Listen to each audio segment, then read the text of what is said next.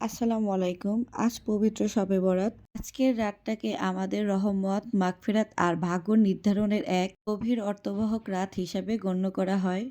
এই রাত আমাদের দোয়ার রাত। এই রাতে আমরা নিজের জন্য, সন্তানের জন্য, মা-বাবার জন্য এবং কি পুরা উমরাবাসীর জন্য আমরা দোয়া করতে পারি। আর আল্লাহর দরবারে কান্না মিশ্রিত দোয়া কখনোই বিফলে যায় না। যাই হোক, অনেক কথাই তো বললাম। আসলে শবে বরাতের দিন আসলেই রুটি পিঠার কথা মনে পড়ে যায়। যদিও রুটি পিঠার সাথে শবে বরাতের কোনো সম্পৃক্ততা নেই, তারপরও আসলে প্রচলিত রীতি অনুযায়ী সবাই করে, তাই আমিও আজকে রুটি পিঠা আর গরুর মাংস রান্না করেছিলাম। যদিও ভিডিওটা অনেক বেশি লং হয়ে গেছে, তারপরও আশা করি আপনাদের কাছে ভালোই লাগবে।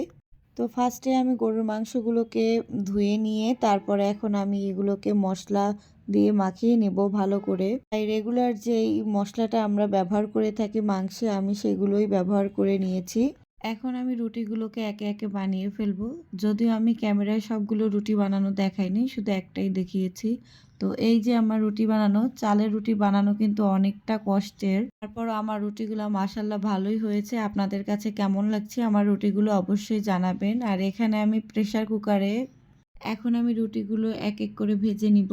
এতগুলো রুটি একসাথে ভাজা কিন্তু অনেকটা কষ্টের ব্যাপার, বেলাও কষ্ট, ভাজাও কষ্ট। তারপর আমরা পরিবারের সকলের মুখে হাসি ফোটানোর জন্য হাজার পরিশ্রম মনে করি না, হাসি মুখে সব কিছুই করে ফেলি। শবে বরাত আসলেই মনে হয় দিনের বেলা রুটি বানানো, তারপরে হালুয়া করা, তারপর গিয়ে মাংস রান্না করা, সবাই মিলে এক টেবিলে বসে খাওয়া, আবার রাতের বেলা সবাই মিলে একসাথে নামাজ পড়া। আসলে শবে বরাতটা আমাদের মুসলিমদের জন্য একটা আত্মশুদ্ধি ও আল্লাহর দিকে ফিরে আসার একটা বিশেষ সুযোগ। তার সাথে নফল নামাজ, কোরআন তেলাওয়াত, জিকির, দুরূদ শরীফ এইসব আমল আমাদের অন্তরকে আরো নরম করে দেয়। আর সবথেকে বড় কথা হলো এই রাতের ইবাদত আমাদের ঈমানকে সবথেকে বেশি মজবুত করে আর আল্লাহ তাআলা আমাদের সকল গুনাহ মাফ করে দেয়।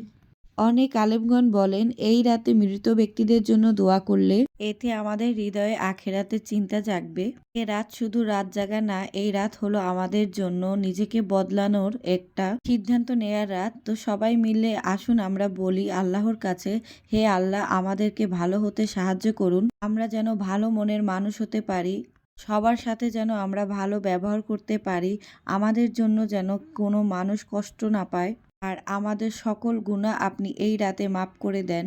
এই নিয়তটাই সবথেকে বড় ইবাদত ও আল্লাহর কাছে আমরা বলতে পারি, আল্লাহ আমাদের এই রাতে বরকত ও মাগফিরাত সহ রহমত নসিব করুন।